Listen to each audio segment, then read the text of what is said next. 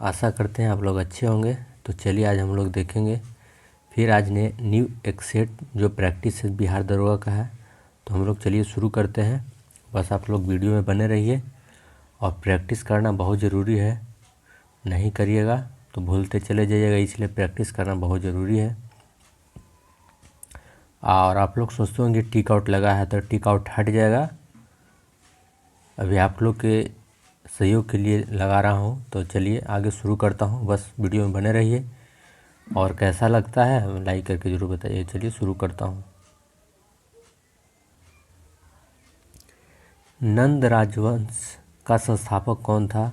तो option number सी हो जाएगा, महापद्म नंद था जी। नीचे दिए गए विकल्पों में उल्लिखित विदेशी यात्रियों में से भारत आने वाला सबसे पहला विदेशी कौन था? तो वो था मेगास्थनीज, ऑप्शन नंबर सी हो जाएगा। दक्षिण के चोल शासकों के प्रभाव का काल था, क्या था? तो वह 9वीं शताब्दी ईस्वी का था जी, 9वीं शताब्दी ईस्वी का। चोल के समय का बृहदेश्वर मंदिर कहाँ स्थित है? चोलों के समय का बृहदेश्वर मंदिर कहाँ स्थित है? तंजावुर में, ऑप्शन नंबर सी। मध्यकालीन सूफी परंपराओं के संदर्भ में बलि शब्द का क्या अर्थ है? तो अगर पूछे मध्यकालीन में सूफी परंपराओं के संदर्भ में अगर पूछे कि बलि शब्द का क्या है, तो संत होता है बलि का मतलब।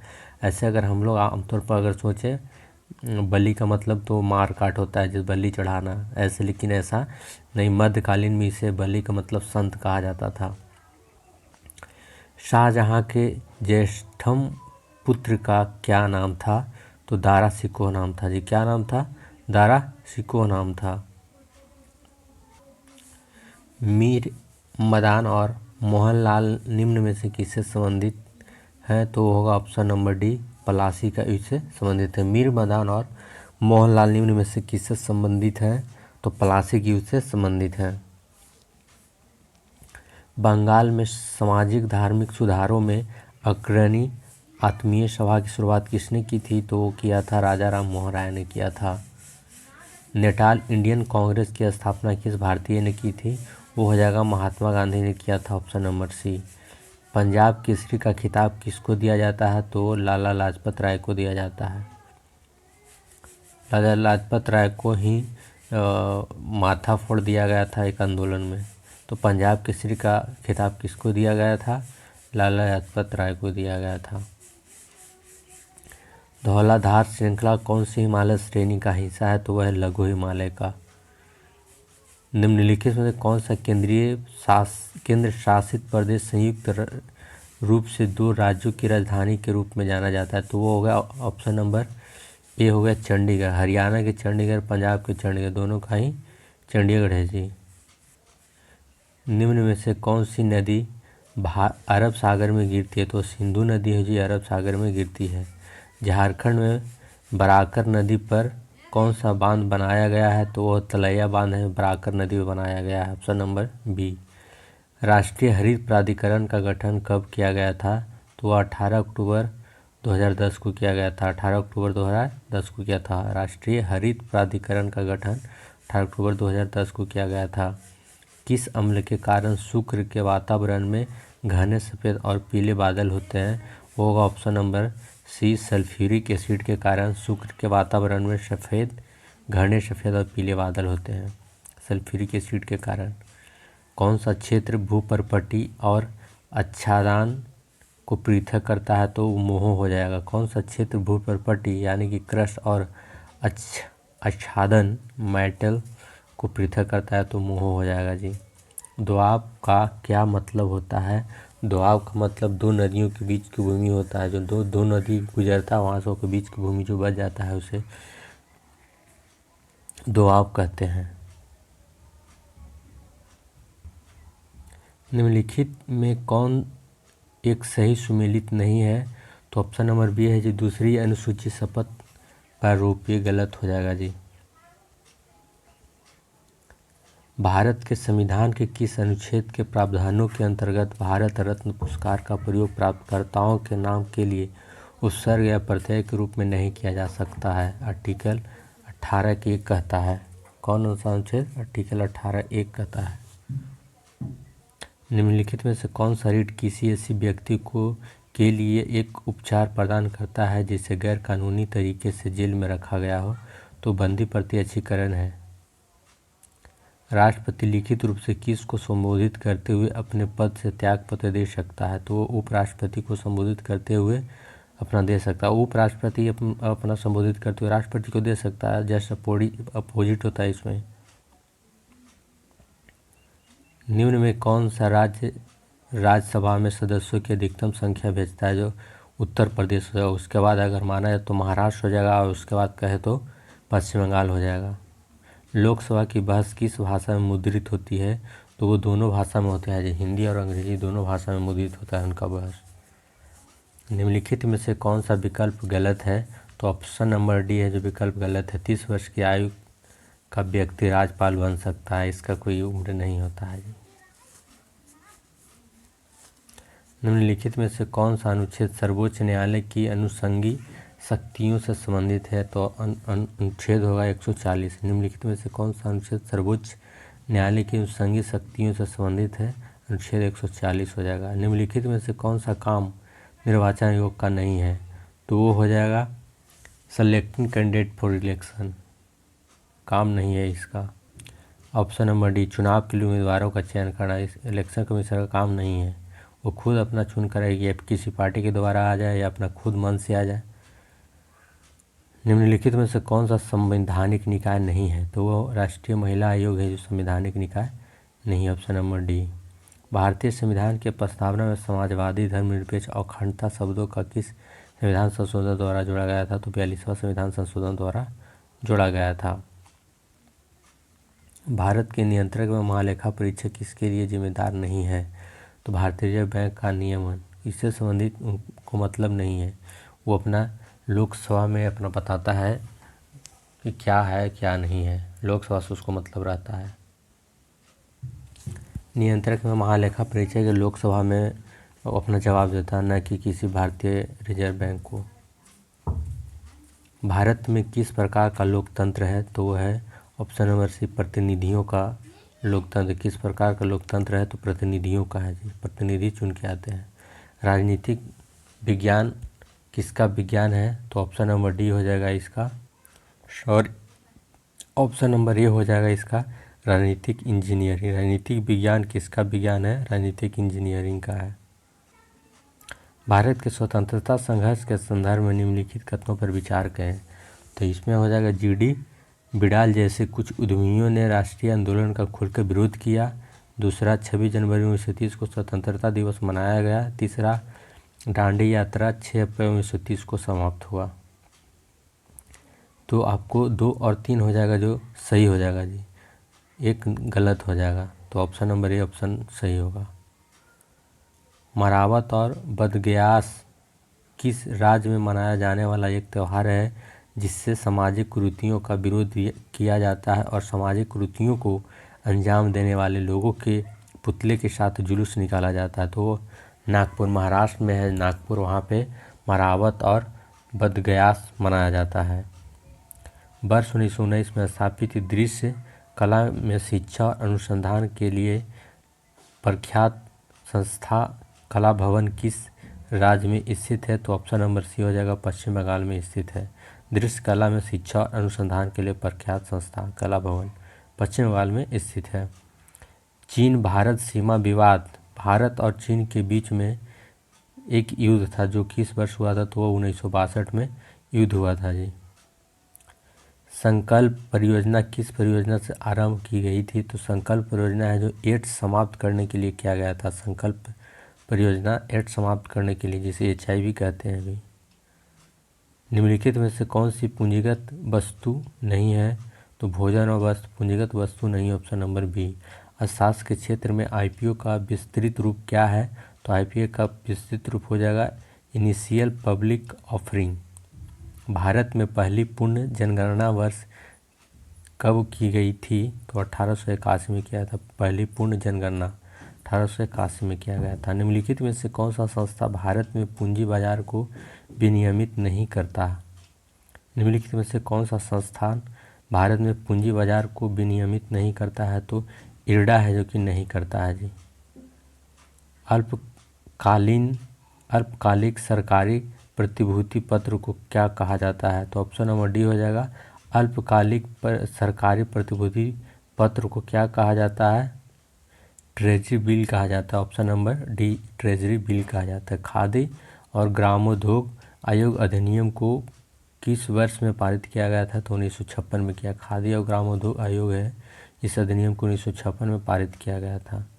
प्रतिबाधा की इकाई क्या है? तो ओम हो जाएगा। ओम प्रतिबाधा की इकाई ओम हो जाएगा। बैरोमीटर की रीडिंग में अचानक गिरावट का तात्पर्य क्या है? अगर बैरोमीटर में अचानक रीडिंग गिर जाता है तो उसे तूफान संकेत दिया जाता है, उसका तात्पर्य ही होता है तूफान। ऑप्शन नंबर ए हो जाए। बैरोमीटर की रीडिंग अगर अचानक गिर गया तो समझिए कि तूफान आने वाला है। ब्रेक लगाने पर वाहन को रोकने वाले बल को क्या कहते हैं? तो ऑप्शन नंबर सी है, घर्षण बल कहते हैं। ब्रेक लगाने पर वाहन को रोकने वाले बल को क्या कहते हैं? घर्षण बल कहते हैं।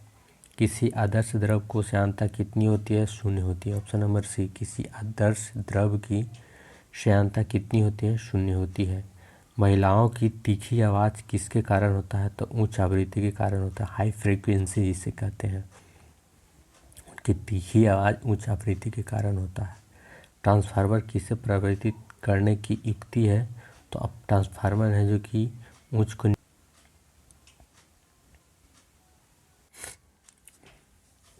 कम वोल्टेज एसी को उच्च वोल्टेज एसी में बदलने का काम है ट्रांसफार्मर का। अगर कम वोल्टेज है तो उच्च वोल्टेज में बदलने का काम है एसी।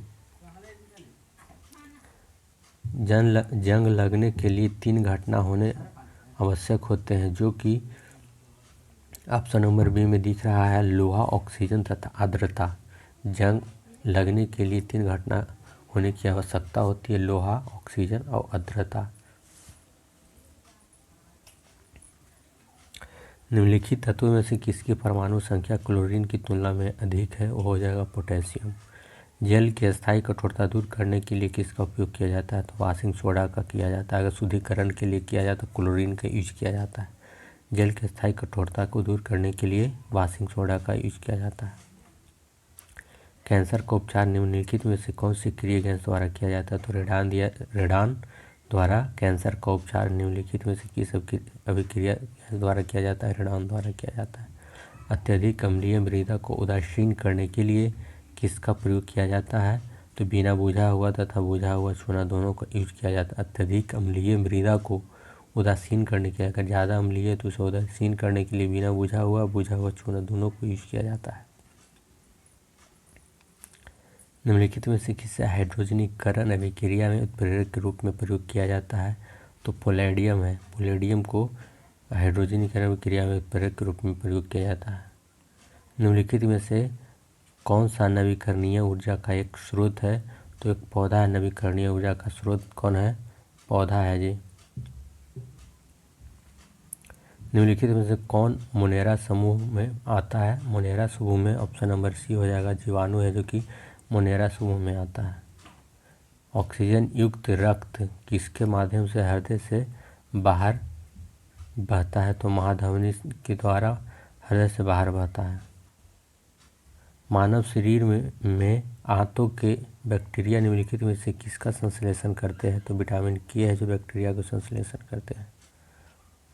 रसायनों का एक समूह है जो कोशिका विभाजन और पौधों के गठन को प्रभावित करता है। ऑप्शन नंबर ए हो जाएगा, साइटोकाइनिन्स हो जाएगा, साइटोकाइनिन्स।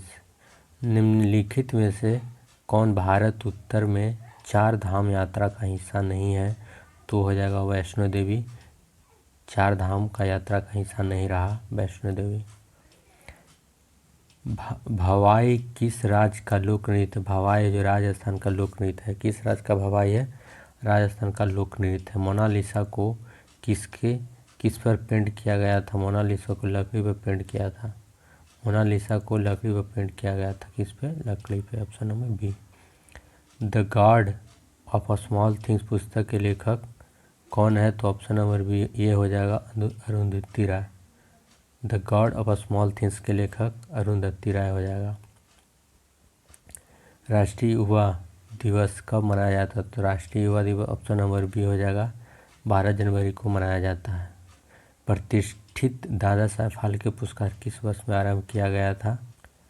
तो 1969 में किया गया था। प्रतिष्ठित दादा साहब फाल्के पुरस्कार 1969 में किया गया था। विश्व खाद्य कार्यक्रम संयुक्त राष्ट्र की खाद्य सहायता शाखा है, इसका मुख्यालय कहाँ है? रोम में है। कहाँ है? इसका रोम में है। विश्व खाद्य कार्यक्रम संयुक्त राष्ट्र की खाद्य सहायता, इसका मुख्यालय कहाँ है? रोम में है। राइडर कप किस खेल के साथ जुड़ा हुआ है? तो राइडर कप है गोल्फ के साथ जुड़ा हुआ है। राइडर कप गोल्फ के साथ जुड़ा हुआ। Option number D. किस शहर में त्वचा विकारों के लिए राष्ट्रीय यूनानी औषधि अनुसंधान संस्थान स्थित है? हैदराबाद। ऑप्शन नंबर ये हो जाएगा। अलीगढ़ में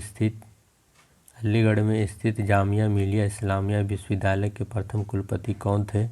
तो हो जाएगा हकीम अजमल खान था। ऑप्शन नंबर सी हो जाएगा, हकीम अजमल खान हो जाएगा जी। भारत के स्वतंत्रता संग्राम के संदर्भ में बॉम्बे योजना किस वर्ष आधारित मसौदा योजना थी? तो आर्थिक नीतियां पर आधारित थी। मसौदा योजना आर्थिक नीतियां पर आधारित थी। लिएंडर पेस के पिता किस खेल के लिए भारतीय राष्ट्रीय टीम में के सदस्य? तो वो हॉकी खेल के सदस्य रहे थे। किसका? हॉकी खेल का सदस्य रहे थे। ऑप्शन नंबर ये हो जाएगा। निम्नलिखित में से किस शहर को संगीत में योगदान के लिए यूनेस्को की रचनात्मक शहरों के नेटवर्क में शामिल किया गया है? तो हो जाएगा ऑप्शन नंबर ए, चेन्नई को शामिल किया गया है जी। पानी के वाष्पीकरण की क्रिया पेड़ों के किस भाग में होती है? स्टोमेटा में होती है। कहाँ होती है स्टोमेटा? ऑप्शन नंबर बी हो जाएगा इसका। मानक पीसी कीबोर्ड पर कितनी फंक्शंस कुंजियाँ उपस्थित होती है? तो हो जाएगा ऑप्शन नंबर सी, 12 होती है। जो ऊपर में आप लाइन देखे होंगे, ऊपर में कीबोर्ड के ऊपर में अगर आप लोग के पास कीबोर्ड होगा तो ध्यान दीजिएगा, ऊपर में होता है कुंज, उसको फंक्शन F करके आता है, F1 F2 करके आता है। तो 12 टोटल कीबोर्ड होता है। सी प्रोग्रामिंग लैंग्वेज को किसने विकसित किया था?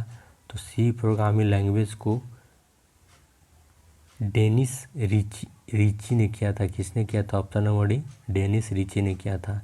सी प्रोग्रामिंग लैंग्वेज को डेनिस रिची ने विकसित किया था। एक आईपी एड्रेस में कितने बिट्स होते हैं? 32 बिट्स होते हैं। एक आईपी एड्रेस में 32 बिट्स होते हैं। डीएनएस एक नेटवर्किंग शब्द है जिसका संदर्भ किससे है? तो डोमेन नेम सिस्टम से है। डीएनएस एक नेटवर्किंग शब्द है जिसका संदर्भ है किससे है? तो ऑप्शन नंबर ए हो जाएगा, डोमेन नेम सिस्टम से संबंधित है।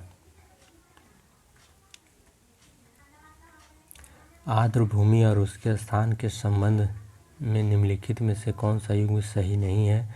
तो ऑप्शन नंबर ए, हरिके झील केररी गलत हो जाएगा। दीपोर बिल असम में सही है। सांबर झील राजस्थान में है और रोपर झील पंजाब में है। राजस्थान के केवलादेव घाना राष्ट्रीय उद्यान को पहले किस के नाम से बुलाया जाता था? तो ऑप्शन नंबर सी, भरतपुर पक्षी अभयारण्य के नाम से बुलाया जाता था। हाल ही में आरबीआई के खुदरा डिजिटल रुपये के पायलट प्रोजेक्ट को किन 4 शहरों में शुरू किया गया है? तो ऑप्शन नंबर बी हो जाएगा, दिल्ली, मुंबई, बेंगलुरु, भुवनेश्वर। 4 राज्यों में उसको खुदरा डिजिटल रुपया के पायलट प्रोजेक्ट को शुरू किया गया है। दिसंबर 2022 में भारत का पहला डार्क नाइट स्काई रिजर्व कहाँ बनेगा? लद्दाख में बनेगा। दिसंबर 2022 में भारत का पहला डार्क नाइट स्काई रिजर्व कहाँ बनेगा? लद्दाख में बनेगा। दिसंबर 2022 में इंडियन नेवी द्वारा लॉन्च किए गए anti submarine warfare shallow water craft project के पहले जहाज का नाम क्या है? तो INS अर्नाला है। INS अर्नाला है जी। निम्नलिखित कथनों पर विचार करें। भारत ने 15 दिसंबर 2022 को APJ अब्दुल कलाम द्वीप से अग्नि 5 परमाणु सक्षम बैलिस्टिक मिसाइल का सफलतापूर्वक परीक्षण किया। दूसरा, इस मिसाइल की मारक क्षमता 5000 किलोमीटर से अधिक है। तो ऑप्शन नंबर सी हो जाएगा। 1 और 2 दोनों सही है जी। निम्नलिखित कथनों पर विचार करें। वैश्विक खाद्य सुरक्षा सूचकांक 2022 में शीर्ष पर फिनलैंड है। दूसरा, इस सूचकांक को भारत 68वें स्थान पर है। इनमें से कौन सा सही है? तो 1 और 2 दोनों सही हो जाएगा जी। हाल ही में भारतीय रेलवे द्वारा कहां पर देश का सबसे लंबा एस्केप टनल को खोला गया है? तो ऑप्शन नंबर सी हो जाएगा। जम्मू कश्मीर में खोला गया है जी एस्केप टनल को। हाल ही में जारी राज्य के सामाजिक प्रगति सूचकांक में पहले स्थान पर कौन है? पांडिचेरी है। हाल ही में किस मिशन को डिजिटल इंडिया अवार्ड मिला है? 2022 डिजिटल इंडिया अवार्ड 2022 मिला है। तो स्मार्ट सिटीजन मिशन को मिला है। भारत के पहले इन्फेंट्री संग्रहालय का उद्घाटन कहाँ किया गया है? तो महू मध्य प्रदेश में इन्फेंट्री संग्रहालय का उद्घाटन किया गया है। महू मध्य प्रदेश में इन्फेंट्री संग्रहालय का उद्घाटन किया गया है। सूची 1 को सूची 2 से सुमेलित कीजिए। 1 दिसंबर को क्या मनाया जाता है? 3 दिसंबर को क्या मनाया जाता है? तो 1 दिसंबर को, 5 दिसंबर को क्या मनाया जाता है? 23 दिसंबर को क्या मनाया जाता है? तो इसमें दोस्तों आपका सारा का सारा सही। 1 दिसंबर को विश्व एड्स दिवस मनाया जाता है। 3 दिसंबर को अंतर्राष्ट्रीय विकलांग दिवस मनाया जाता है और 5 दिसंबर को मृदा दिवस मनाया जाता है और 23 दिसंबर को राष्ट्रीय किसान दिवस मनाया जाता है। तो इस तरीक़ा से इसका ऑप्शन नंबर ए हो जाएगा। ये इसके आगे आपको रीजनिंग मिल जाएगा। तो इसका ऑप्शन नंबर डी हो जाएगा। आप लोग स्क्रीनशॉट ले करके आप बना सकते हैं खुद से। पहले पीयूज कर लीजिए और उसके बाद स्क्रीनशॉट ले लीजिए और खुद बना सकते हैं। तो ऑप्शन नंबर डी हो जाएगा भाई। निम्नलिखित समीकरण को संतुलित करने के लिए विकल्प में दी गई किन 2 संख्याओं को परस्पर बदलना होगा? तो ऑप्शन नंबर ए हो जाएगा। 6 और 8 को बदलना होगा। आप खुद बना सकते हैं। पहले आप यूज़ करिए स्क्रीन को और उसके बाद खुद बनाइए और देखिए आपका सही आ रहा है या नहीं है, क्योंकि प्रैक्टिस करना ज़रूरी है। उस आकृति का चयन करें जो निम्न आकृति श्रृंखला में अगले स्थान पर आएगी। तो ऑप्शन नंबर ए आ जाएगा। बस ऐसे ही वीडियो में बने रहिए और देखिए अगला क्वेश्चन। इसका हो जाएगा ऑप्शन नंबर डी, क्योंकि रीजनिंग है इसमें कुछ कर नहीं सकते, बनाना पड़ेगा। 95 का ऑप्शन नंबर ए हो जाएगा। 96 का ऑप्शन नंबर तो ए हो जाएगा। इसमें देख ही सकते हैं आप लोग।